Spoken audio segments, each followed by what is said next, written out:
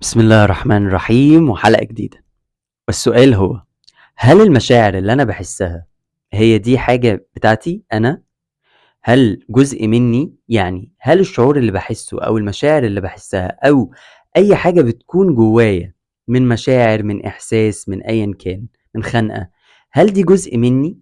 ولا دي حاجة أنا بختبرها وبعيشها لكن هي لا تمثلني ومش جزء مني ولا حاجة؟ بس قبل ما أبدأ الحلقة خليني أسلم عليكم وأقول لكم السلام عليكم ورحمة الله وبركاته. معاكم سلام سعد ويلا بينا نبدأ الحلقة. طيب، أول سؤال محتاجين نسأله: يعني إيه مشاعر؟ عشان نفهم المشاعر لازم نعرف المشاعر دي بتؤثر عليا إزاي.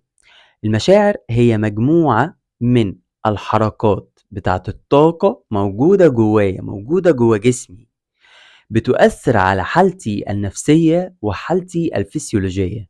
فالمشاعر هي جزء من ما أنت عليه، ولكن مش انت الحزن، مش انت الألم، مش انت الغضب. ده جزء انت بتعيشه او بتختبره. لان احنا مثلا لما بنمر بمشاعر معينة زي الحزن او الغضب او الوجع او الألم، بقول انا متألم، انا غضبان، انا زعلان، فانا بنسب المشاعر دي لان هي حاجة ملكي بتاعتي انا، جزء مني انا. لكن هل ده صح؟ يعني هل التصرف ده او هل اللي انا بعمله ده او هل الجملة اللي انا بقولها دي مظبوطة؟ لا، مش مظبوطة. ليه؟ لانه هي انا مش الغضب وانا مش الحزن. المفروض اعمل ايه او المفروض اقول ايه؟ طيب، المفروض اقول انا بختبر مشاعر من الغضب، انا بختبر مشاعر من الالم، انا بختبر مشاعر من الحزن. فانا قلت انا بعيش المشاعر مش انا المشاعر. طب يا عم الحاج، وده هيفرق في ايه؟ يعني ايه الفرق ما بين ان انا اقول انا غضبان او انا بختبر مشاعر من الغضب؟ ايه الفرق ما بين الجملتين؟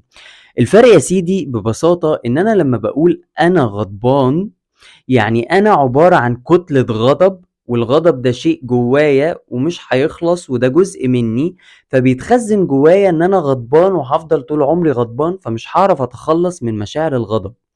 انما لما بقول انا بختبر مشاعر من الغضب او انا بعيش مشاعر من الغضب، وكأني بقول انا دلوقتي حاسس بالغضب، بس انا كده كده عارف ان ده هيروح لانه ده مش انا، دي حاجة مؤقتة بتحصل بشكل مؤقت وهتخلص وهتروح لحالها.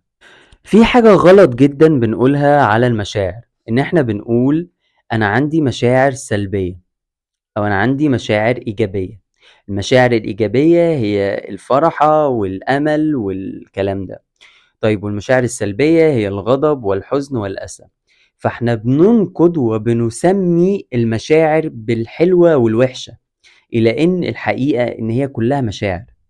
ولكن بتفرق في ايه؟ بتفرق بناء على رد فعلي على الفرحة. طب ما انا ممكن اعيش شعور من الفرحة واعمل رد فعل غلط يخليني ان انا ازعل، وممكن اعيش في احساس او شعور من الحزن لكن اعمل رد فعل يقلب لي الشعور ده لفرحة.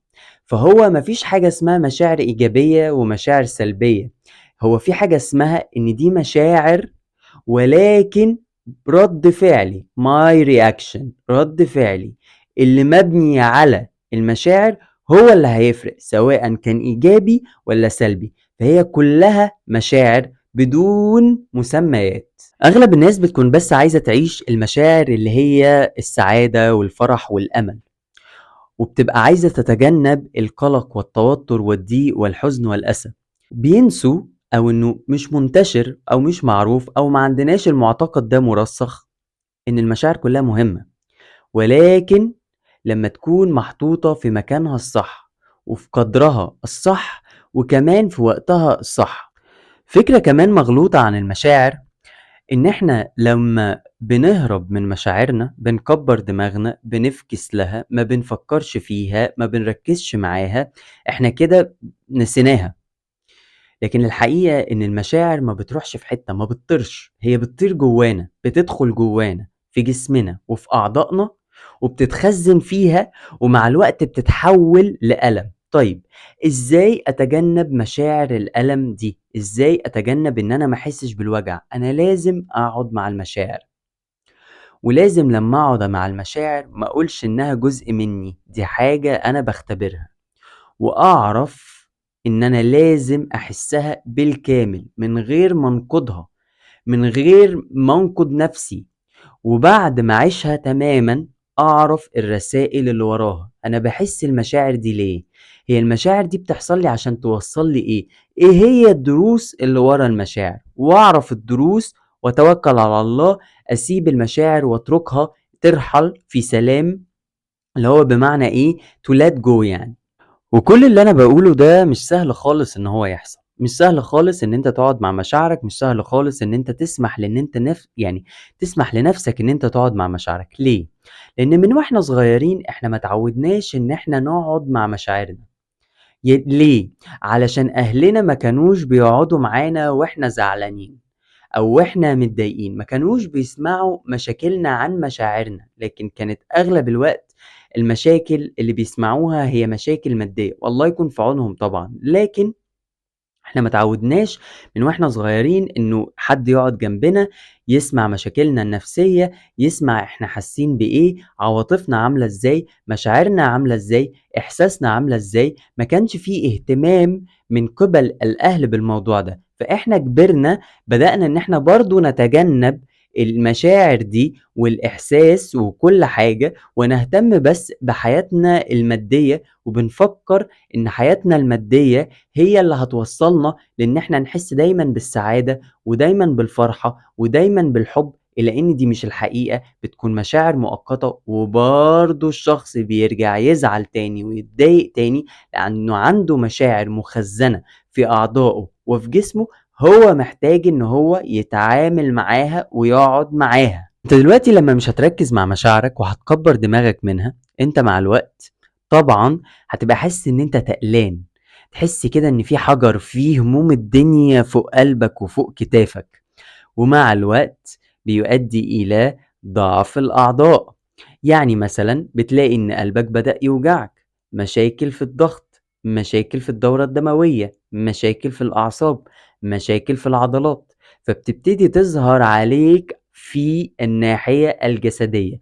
يعني اول حاجة المشاعر بتظهر فيها هو العالم الروحي الطاقي، مع الوقت بتتحول لآلام في جسمك، بتبقى برضو اكيوت، حاجة مش مزمنة قوي، مع الوقت بعد كده بتتحول ان هي تبقى كرونيك، بعد كده مع الوقت بتتحول ان هي بتبقى فيه تلف في العضو نفسه. ودكاترة المخ والأعصاب والدكاترة النفسية وعلماء الغرب قالوا لنا وعرفونا وفهمونا إنه المشاعر كل شعور معين بيروح لعضو معين. يعني مثلا القلب بيروح له مشاعر الحزن والأسى، الكتاف بتروح له مشاعر من الخوف، الظهر والعصعوص والركب والرجلين بيروح له مشاعر من القلق.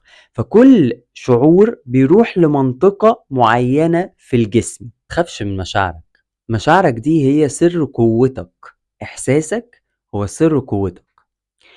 لما بتهرب منه انت بتهرب من جزء من روحك، ولما بتقرب له زيادة عن اللزوم انت بتفصل عن العالم الخارجي. اعرف مشاعرك، اقعد معاها، ما تنقضهاش، سيبها تمر، واعرف كل التجارب والدروس اللي انت المفروض تعرفها من خلال مشاعرك، وما تقولش ان انت مشاعرك، قول ان انت بتختبر مشاعرك. اتعلم الدروس وهات اللي بعده، واتمنى اكون فدتكم وتكون الحلقة عجبتكم. كان معكم سلام سعد، تابعوني.